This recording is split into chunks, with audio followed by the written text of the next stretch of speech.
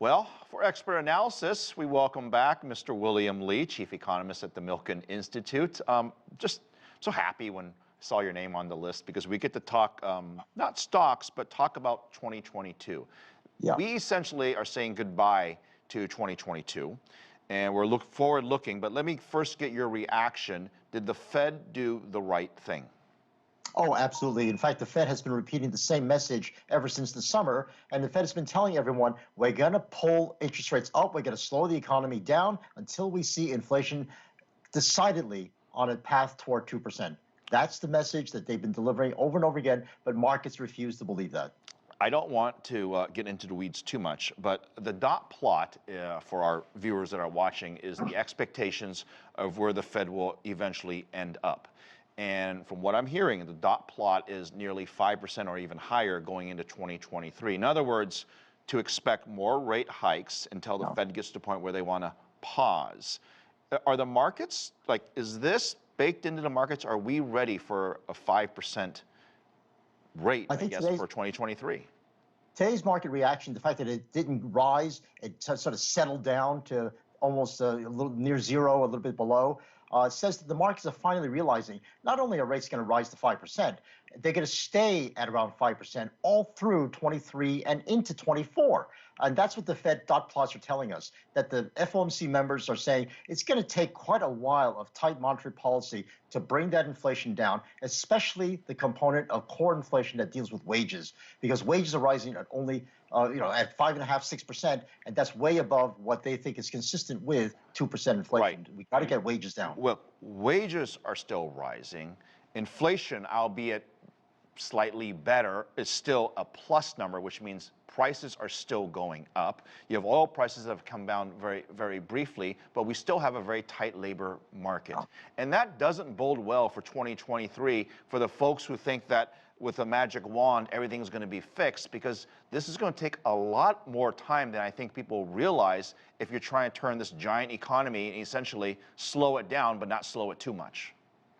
The Christmas wish and the Chinese hongbao that markets are hoping for is to have an immaculate disinflation where, yes, we will have unemployment rise, maybe half a percentage point, but more importantly, we're going to get that soft landing where we suddenly get vacancies disappearing, job openings disappearing, and that's going to relieve the tightness in the labor market.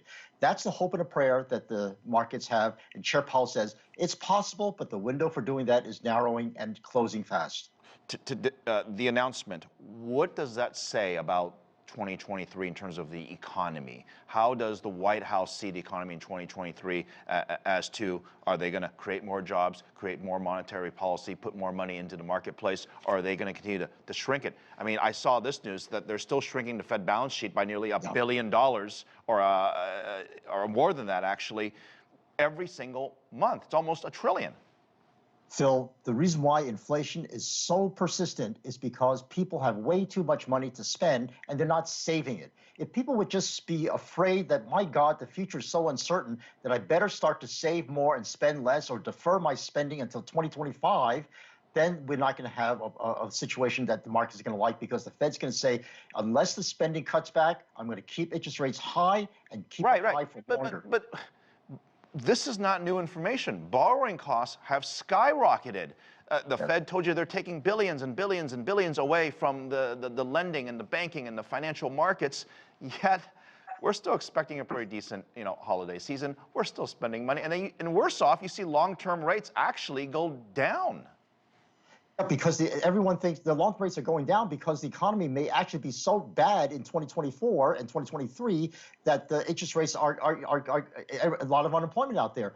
The problem is people continue to spend, and that's the one thing that the Fed is trying to cut back on, and without throwing people out of work. And right now, that may not be a possible occurrence. So, what does this mean for the rest of the world? I know most economies are still fighting the same fight we are in terms of fighting inflation, so they're also raising rates right now. Again, I say most, but the ECB, the BOE, and so on. So in 2023, when you look at the world map, are we in for just a slower growth situation, or is there alarm bells that there might be this terrible, I guess, post-reaction recession?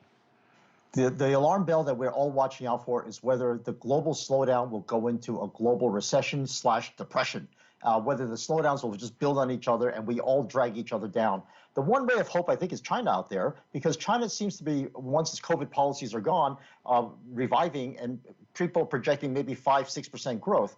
That may help China quite a bit, but it won't help the rest of the world because China's imports don't help that much. China is exporting a lot, and if the world economy is slowing down, China's exports will suffer, but the domestic demand, domestic consumption will be boosted because people are finally able to spend again. William, 15 seconds. What does this mean for China? Well, China has to watch out because it can't isolate itself. It really has to fix its supply chains and be able to supply the goods and services the rest of the world needs. That will alleviate a lot of the inflation problem, and that will help with the slowdown that's yet to come. William Lee, happy holidays. See you soon. Thank you, my friend. And to you.